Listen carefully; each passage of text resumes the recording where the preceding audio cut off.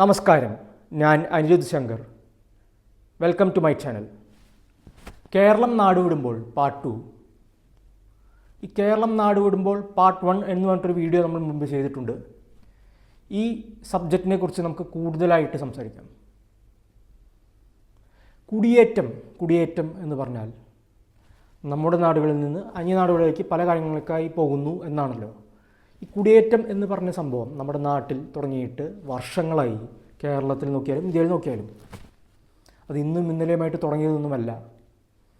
പക്ഷേ കൊറോണയ്ക്ക് ശേഷം ഈ കുടിയേറ്റം ഭയങ്കരമായിട്ട് കൂടിയിട്ടുണ്ട്. അവിടെയാണ് കാര്യം. ഇത് നല്ല പ്രവണതയാണോ എന്ന് ചോദിച്ചാൽ നല്ലതാണെന്ന് വേണമെങ്കിൽ പറയാം, പൊട്ടയെന്ന് പറയാനും പറ്റില്ല.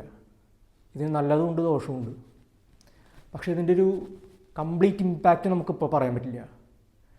ഒരു കാര്യം എടുത്ത് നോക്കുകയാണെങ്കിൽ ഈ പോകുന്നവർക്കൊക്കെ നല്ലൊരു ജോലിയും ശമ്പളവും ജീവിത സാഹചര്യങ്ങളൊക്കെ ഉണ്ട് നമ്മുടെ നാടിനെ കമ്പയർ ചെയ്ത് നോക്കുമ്പോൾ. പക്ഷേ പോകുന്ന എല്ലാവർക്കും ഇതുണ്ടോ എന്ന് സംശയമാണ്.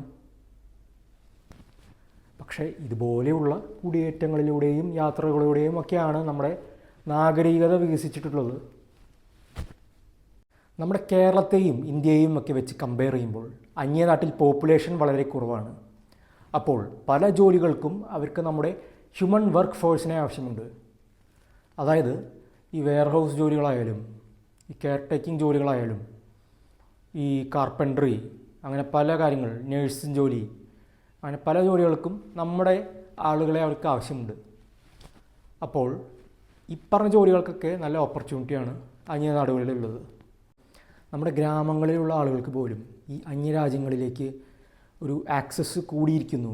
അത് നമ്മളൊരു നല്ലൊരു കാര്യമാണ്, കൺഗ്രാജുലേറ്റ് ചെയ്യേണ്ട ഒരു കാര്യമാണ് ഇങ്ങനെ ഒരു അവസ്ഥ ഉണ്ടായത്. അതുമൂലം അവർക്ക് നല്ല സോഷ്യൽ ഫ്രീഡം, ഫിനാൻഷ്യൽ ഫ്രീഡം, നല്ല ജീവിത സാഹചര്യങ്ങളൊക്കെ ഉണ്ടാകുന്നുണ്ട്.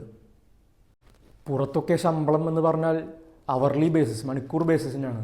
നമ്മുടെ നാട്ടിലെ പോലെ മാസാമാസമുള്ള ശമ്പളമല്ല. അപ്പോൾ ഈ കമ്പനികൾക്കൊന്നും ഇവരങ്ങനെ ചൂഷണം ചെയ്യാൻ പറ്റില്ല. ഓരോ മണിക്കൂറിനും പണി ചെയ്യുന്ന അവർക്ക് ശമ്പളം കൊടുക്കണം. നമ്മുടെ നാട്ടിലെ പോലെ തുച്ഛമായ ശമ്പളമല്ല. അത് വലിയൊരു പ്ലസ് പോയിൻ്റായിട്ട് ഞാൻ കാണുന്നു. പുറത്ത് പോകുന്ന ആളുകളിൽ എല്ലാവർക്കും നല്ല ജോലിയൊന്നുമില്ല. ചിലർക്ക് വളരെ വലിയ ഓപ്പർച്യൂണിറ്റീസും വലിയ ജോലികളും വലിയ ശമ്പളമൊക്കെ കിട്ടുന്നുണ്ട്. പക്ഷേ എല്ലാവരുടെയും അവസ്ഥ അതല്ല. പഠിച്ച ഡിഗ്രിക്ക് അനുസരിച്ചുള്ള ജോലിയല്ല ആളുകൾ ചെയ്യുന്നത്. അതിപ്പോൾ നമ്മുടെ നാട്ടിലും അങ്ങനെയൊന്നുമല്ല. പക്ഷേ അവിടെ ഏത് ജോലിക്കും ഒരു സ്റ്റാൻഡേർഡ് വേജസ്, ശമ്പളം. അത് നമ്മുടെ നാട്ടിലേക്ക് കൺവേർട്ട് ചെയ്ത് നോക്കുമ്പോൾ വളരെ വലിയ ശമ്പളമാണ്. ഈ കുടിയേറ്റത്തിൻ്റെ മറ്റൊരു വശമാണ് ഞാൻ പറയുന്നത്. അവിടെ ഈ അക്കോമഡേഷൻ്റെ കാര്യമായാലും ഭക്ഷണത്തിൻ്റെ കാര്യമായാലും ഈ ടാക്സിൻ്റെ കാര്യമായാലും ഈ ഹെൽത്ത് കെയറിൻ്റെ കാര്യമായാലും ഒക്കെ വളരെ കഷ്ടമാണ്.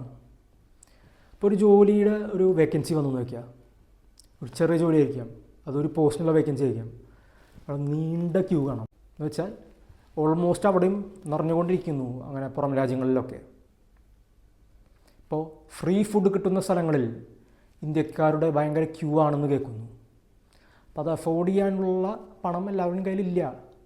പിന്നെ ഈ ഹെൽത്ത് കെയർ സിസ്റ്റമൊക്കെ നമ്മൾ നോക്കുകയാണെങ്കിൽ മാസങ്ങൾക്ക് മുമ്പേ നമ്മൾ അപ്പോയിൻമെൻറ്റ് എടുക്കണം, കുറേ കഴിഞ്ഞിട്ട് ഡോക്ടറെ കാണണമെങ്കിൽ.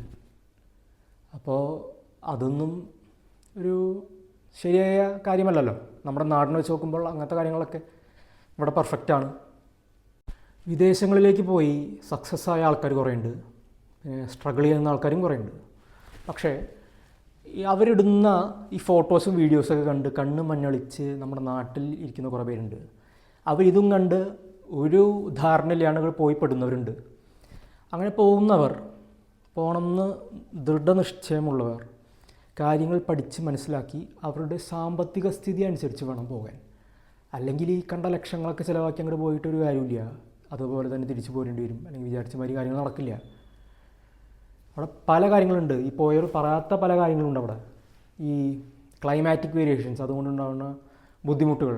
അവിടെ ഈ നമ്മൾ വിചാരിക്കുന്ന പോലെ നമ്മുടെ നാട്ടിലെ പോലെ സൺലൈറ്റ് ഒന്നും ഇല്ല, ഭയങ്കര ബുദ്ധിമുട്ടാണ്. അതുകൊണ്ട് ഡിപ്രഷൻ വരെ ഉണ്ടാകുന്നുണ്ട്.